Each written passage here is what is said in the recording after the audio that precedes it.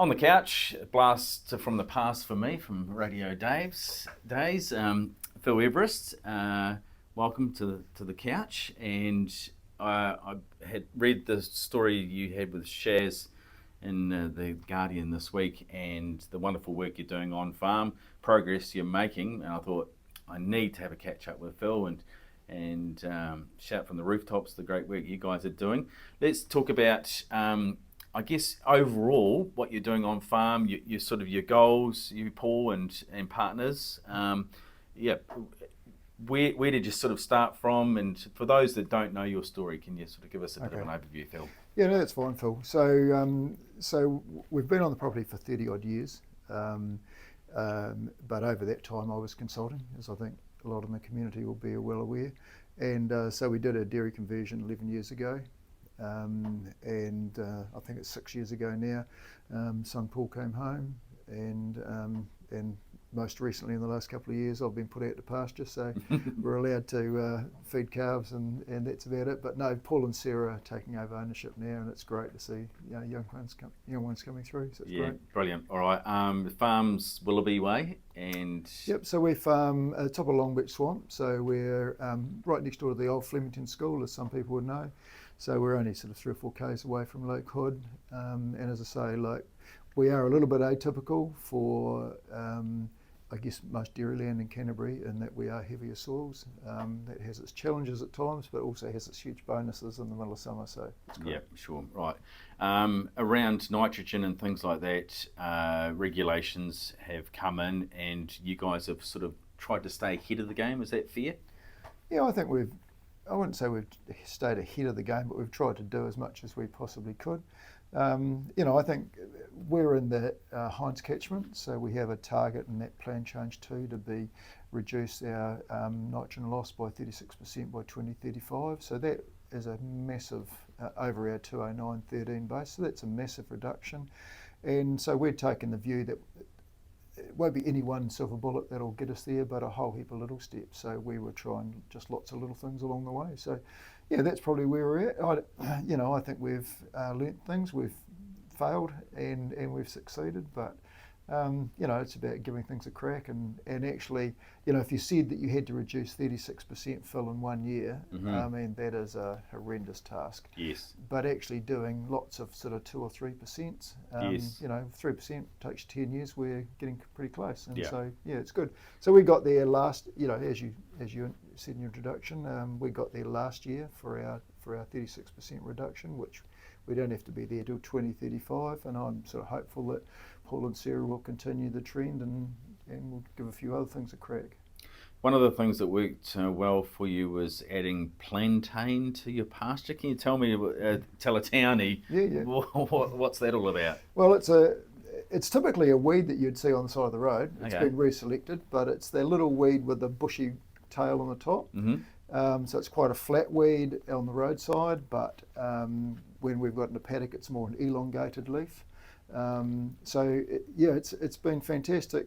I think it's a game changer for us. Like, it's 15% of our reduction, or almost of our reduction that we've achieved.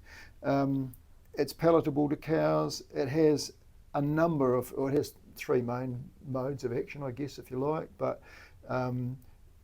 essentially, what happens, it's low in dry matter, and so cows can only hold so much urine, and so that makes them urinate more frequently. Okay. And so that makes the urine patches, a greater number of urine patches per day, so it's spread out better over the farm rather than just concentrate on a little spot. Right. It also has an impact in terms of the chemical in it actually then slows the rate of the urine transferring to nitrate. So it goes in the process. I mean, urine goes to ammonium if you go back to your science days, and then it goes to nitrate, which is taken up by the plants. Well, ammonium is essentially not leached, but nitrate is able to be leached. So if you can slow that path, then it actually means the grass the grass is able to take up more of that nutrient and cycle it back to the cow again next time. Okay. So yeah, it's been great. And so also the amount of fertiliser you put on to get it to grow, is that less? Or? We're putting less nitrogen on, and you'll be aware that the Regional Council and the government gave us a cap of 190 kilograms of nitrogen, of artificial nitrogen per hectare applied. And so we came back sort of a year before we had to do that. We were sitting at sort of 240, 250 kilograms of N. So we did bring it back, and it did hurt that first year. But I think we're starting to see some of the benefits, that actually now we can, we've got to think a bit more about our timing of that nitrogen and when we put it on to get the best advantage, and certainly on the shoulders of the season that, it's really helpful. Right. But I think our clover and plantain now in the middle of summer is really is starting to grow more. So actually the amount of nitrogen in the profile doesn't change, but the fixation naturally is lifting up. So that's been quite significant. And I guess the other part to that, Phil, just following through, is that we've introduced some hybrid Italian into the pasture mix as well, which will grow at slightly lower temperatures, 1 or 2 degrees lower than the traditional ryegrass. And if a plant's growing, it's taking up nutrients. So the more nutrients we can take up on the shoulders, the less chance we've got of leaching it through the profile in the winter. So right. That's certainly a significant factor. Okay, I know you had some field days at your place. We've had Angela pop in this week and talking about the catchment collectives. With what you've done and seen and experienced, is that where catchment collectives are great? Because the people in your area with similar soils, you are able to say, hey, look, we've tried this didn't work so good, this is going gangbusters. Correct. And so we learn off each other. And I think when you're, a catchment group for us is actually, like, we're basically working everywhere below the main road, if you like, right. Back to the sea. So we've got dairy farmers in there, but we've got lots of arable farmers as well. So it's quite a diverse mix. Mm-hmm. But we all have similar issues, that we all have drones coming through, and how do we actually, what's happening from what are we doing to contribute to the nitrate levels in those drones, and then what else can we do to actually enhance the value, if you like, of those drones, or drones and waterways. So, that's been I've actually found it really interesting from our point of view, and you learn a lot off each other. As you say, we all make mistakes, we've made plenty, and so you've got to stand there and tell people that you've made these mistakes, and then we all learn together, and hopefully others don't have to make the same mistake. Exactly, if it stops them making that mistake, then that's great. Yeah. And I think it's great. I mean, the other thing is that it's great from a team perspective, that, sometimes when things aren't going so well, and, that was certainly early on this year when all product prices weren't looking so great, mm-hmm. You sort of jolly each other along a little bit.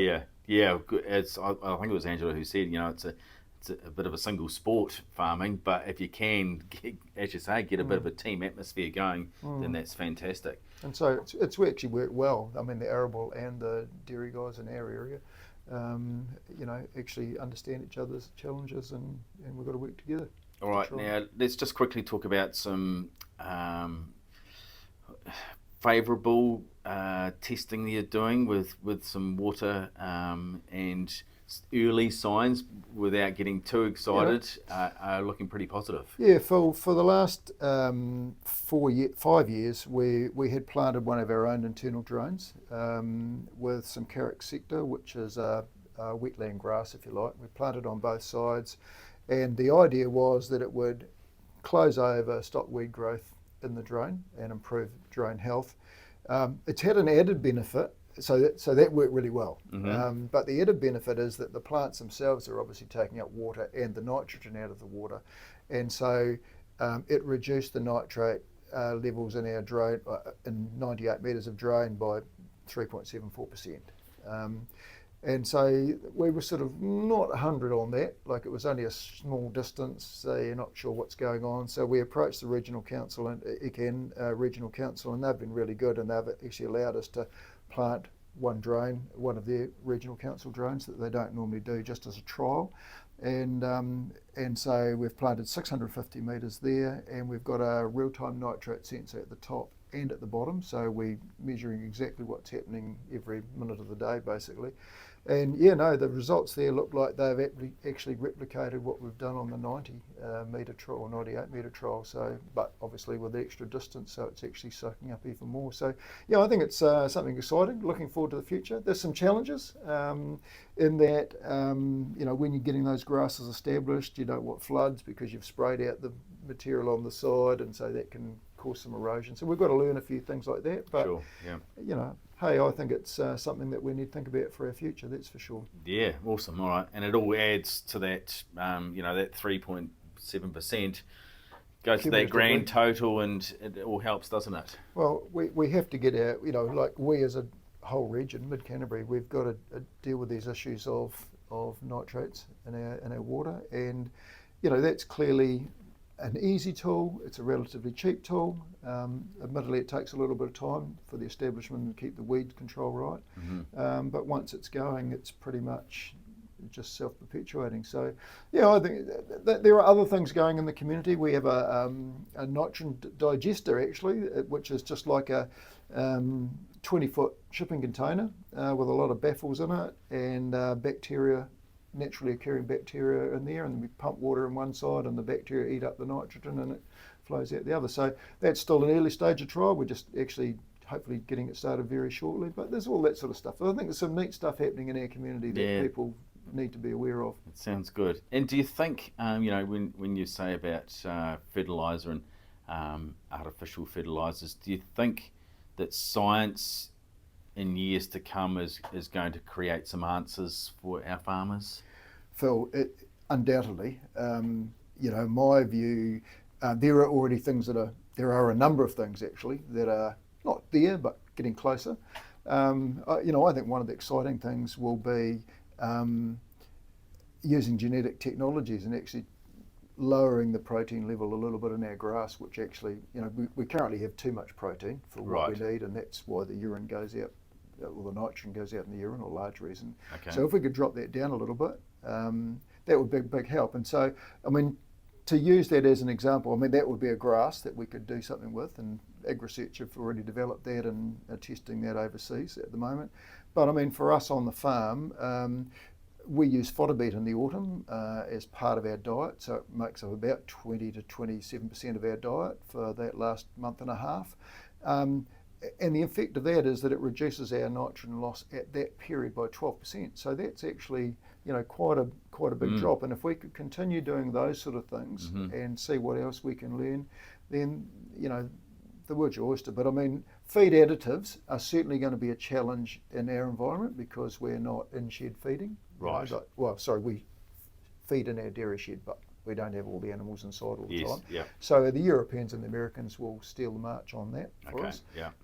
But I think there'll be other tools that will come along. Well, there are other tools currently being developed that will come along, and whether it's a vaccination or whether it's a bolus or whether it's a longer acting feed that might last a little bit longer in our diet, there's this exciting stuff actually happening out there. Went to a seminar in the event centre actually just a couple of weeks ago, and one of the speakers there was an American guy, and he was really good. It really made you think, hey, there is a future Stuff and coming. there's a good future. Yeah.